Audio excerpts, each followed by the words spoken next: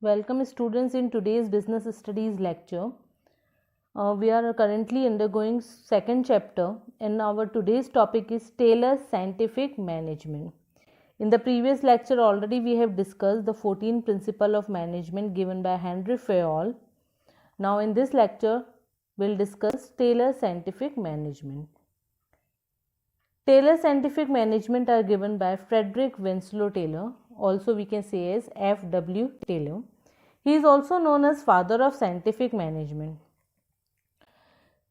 So in the previous lecture we have discussed that this Henry Fayol have given 14 principles. These 14 principles are applicable in the administration work.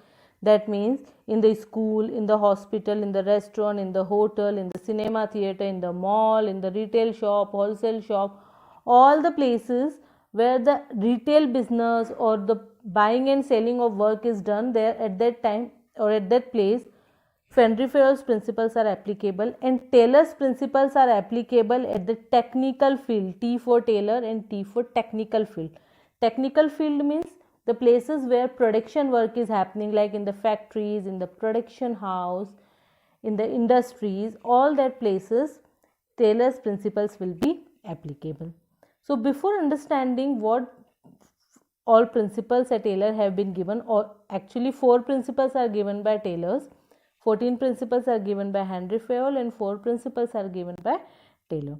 So before understanding what different 4 principles at Taylor's have given, we have to understand the meaning of scientific management. Scientific management means knowing exactly what you want men to do and seeing that they do it in best and cheapest way. Men here the main means workers, because these principles will be applicable in the production unit, in the factories, so we'll be discussing only about the workers.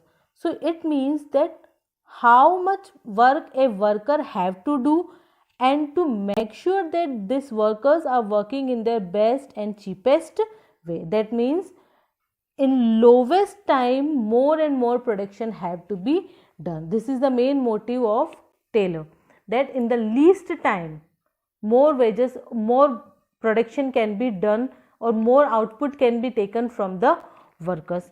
So what will happen by doing this? This will ensure that the cost of production will get reduced and profit will increase. Suppose if in a day a worker is producing 100 units per day and he will be given 250 rupees for wages for a day, that means he is producing good unit for the industries.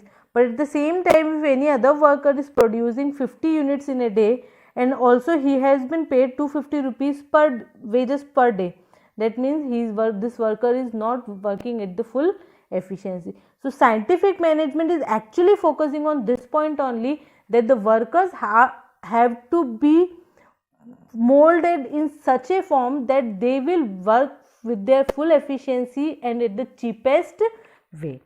So for this Taylor have given 4 principles. We will discuss all these principles one by one. So first principle given by Taylor is science not rule of thumb. Rule of thumb you have already discussed or learned in your 9th class physics. Rule of thumb means thing which is fixed, which cannot be changed by anything. So what Taylor has said that in an organization when you are working, you are not working on machines. This already we have discussed in the previous topic, that is management as a science. You are not working on the machine, so you can fix up to a one particular thing that this will only happen. If I'll tell my workers to work for 2 hours, then they will definitely work for the 2 hours. So what Taylor have said that in an organization, a manager should not become a rule of thumb. He should not stick to a rule of thumb. He should not fix the thing. He should not become, or he should not act as a dictatorship. Instead, he should always think scientifically. Scientifically means he should always try to adopt hit and trial method. He should first implement one situation, should see its result, then will finalize it. Suppose I will give you the example. If there is an order came in the organization, and if the workers have told if a manager have told every worker to work for 2 hours extra, this is overtime. It should not be thumb rule that all the workers have to work for the 2 hours. First, manager have to give an order of 2 hours. If all the workers are agree, then well and good. If they are not agree, then manager should keep it at 1.5 hours. If all the workers agree, then well and good. Otherwise, he should also reduce it to 1 hour. So there should not be fixed system for in the organization, because you are not dealing with machines, you are dealing with human beings. So manager's approach should always in the organization should be scientific. He should not act like a dictator. Hitler's system should not be there. Rule of thumb means dictatorship of management or manager. Taylor insists that each job or work performed in the organization should be based on scientific inquiry, that is hit and trial method. There should not be any fixed system कि ऐसा है तो ऐसा ही होना चाहिए. He should always be a lenient, flexible, okay, well enough.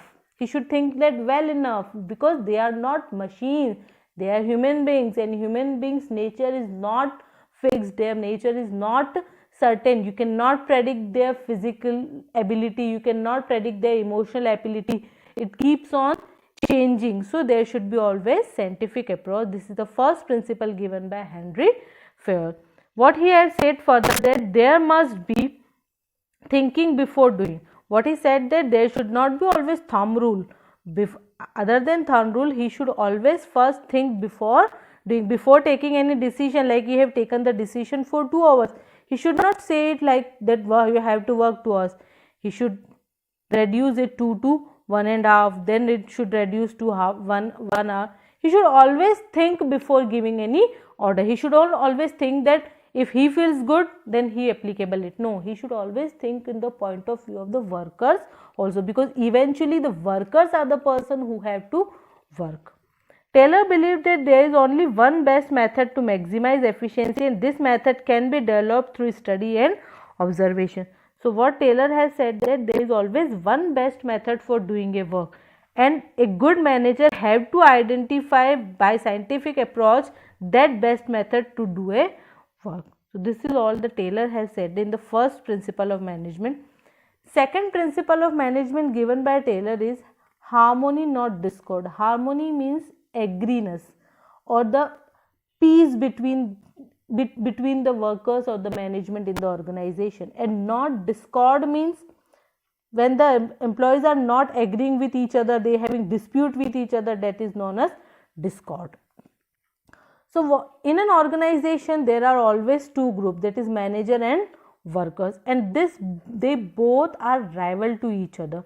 What managers are thinking, that these workers are only coming and taking their money, they are good for nothing. And what workers are thinking?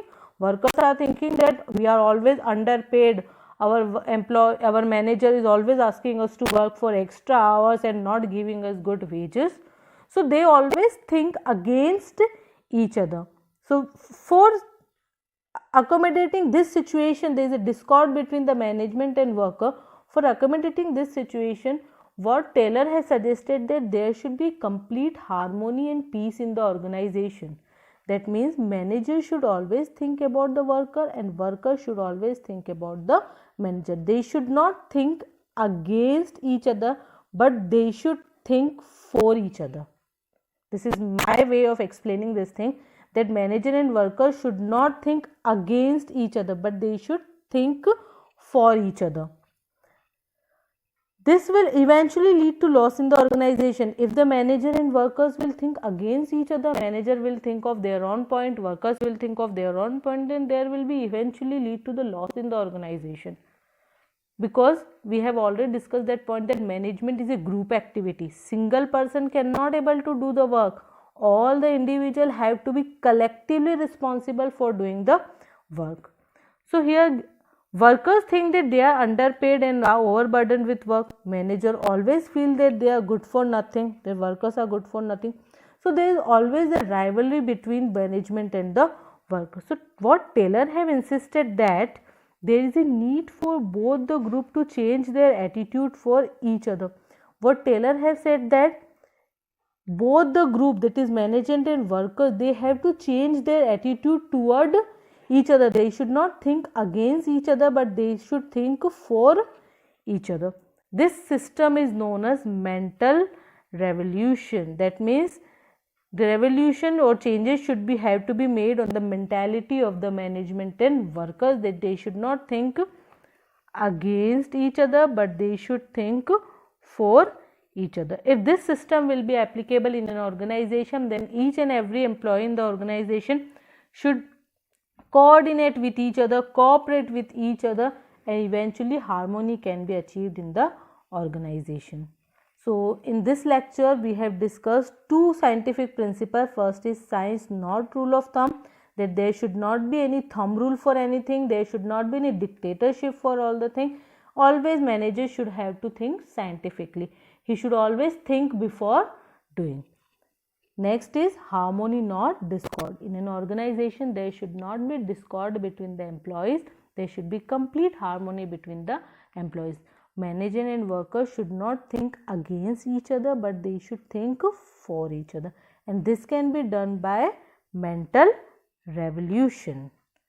So this is all for today's lecture. We'll continue with another two principles in the next lecture. Thank you so much.